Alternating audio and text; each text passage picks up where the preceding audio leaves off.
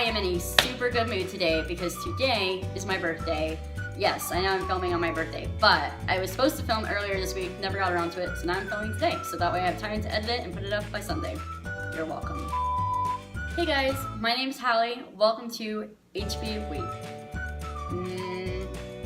there we go, HB Correspondence. What I thought I would do today, with a brand new background and a brand new year, reflect and tell you guys what I learned from 2016. Now, as most of you probably already have said somewhere on social media, 2016 was not a great year for a lot of us, whether it be the election, personal lives, or all the politics in between. 2016 kind of sucked. So let's review what I learned from 2016, some positive, some negative. I learned last year to be okay with myself. I think a lot of people are self-conscious of themselves in certain ways, and especially physically.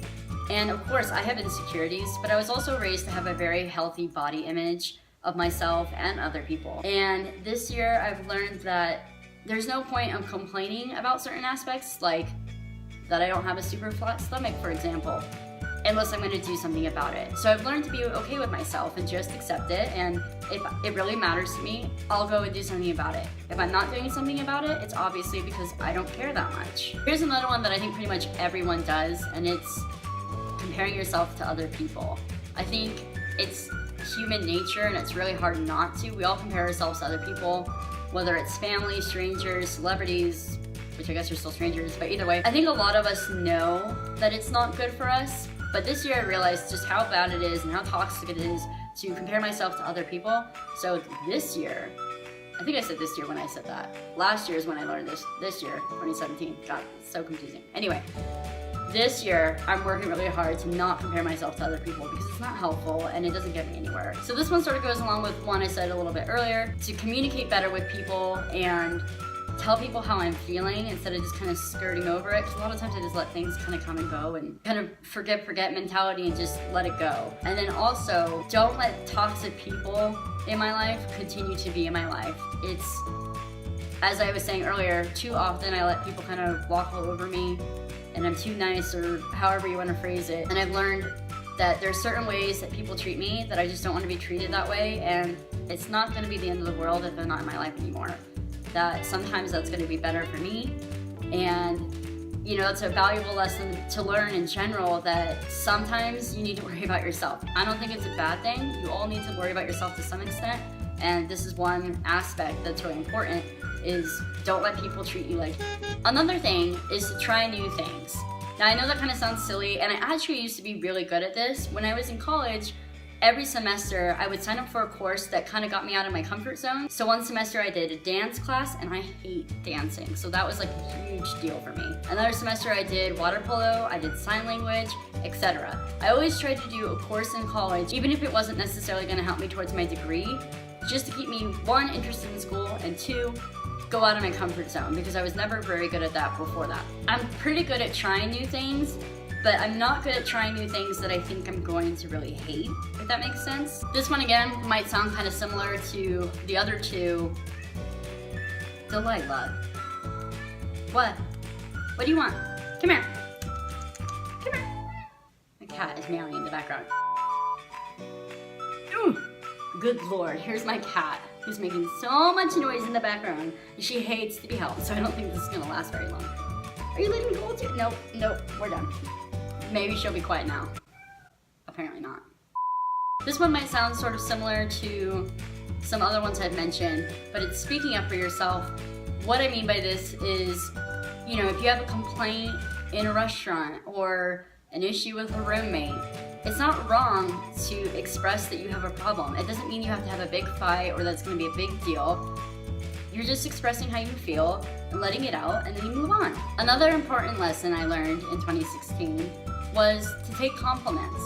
A lot of times, especially like my loved ones will tell me I look pretty or tell me they're proud of me or something like that.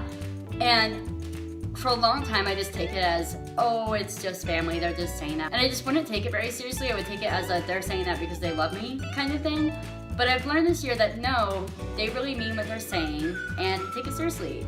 And to be happy that they think that about me. It's okay to cry and to ask for attention. Now, I'm not afraid of crying. I don't cry a whole lot necessarily. A lot of times I kind of like shut down and I don't want to be around people when I cry because it like embarrasses me.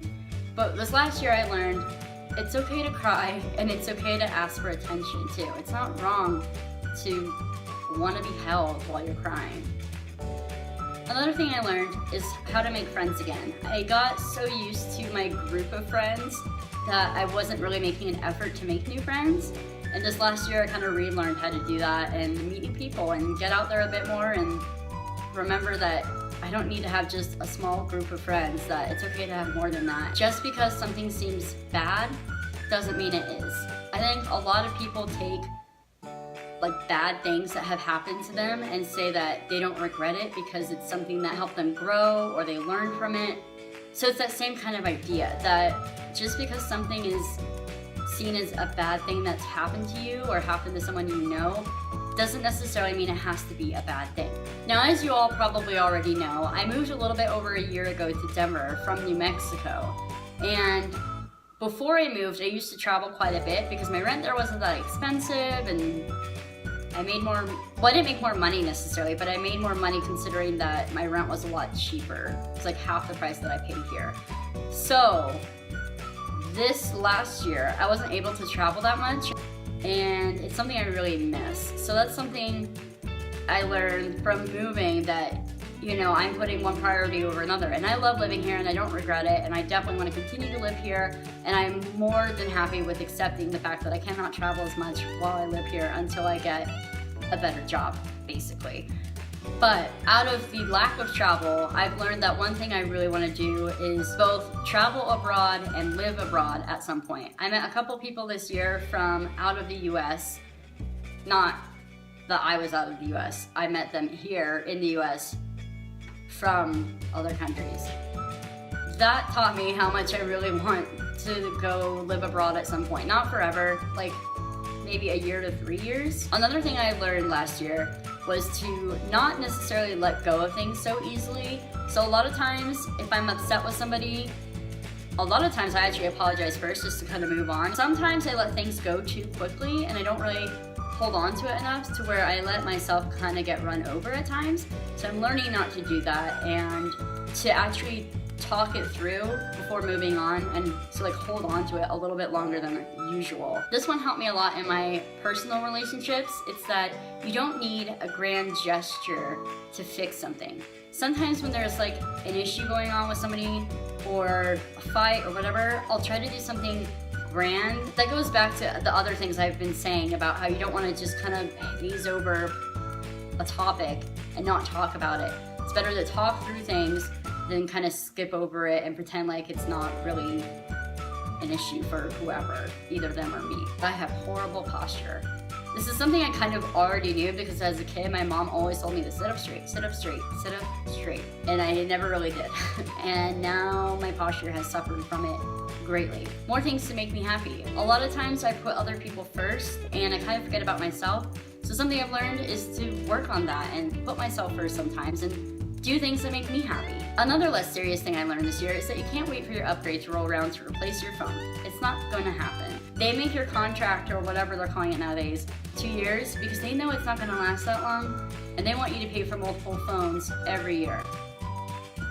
So that's something I definitely learned. And that's it. Those are the 16 things I learned in 2016. In the comment section down below, tell me some of the things you learned in 2016. Were any of the things something I learned as well? Thanks so much for watching, guys, and I'll see you on Wednesday with a brand new vlog. Bye!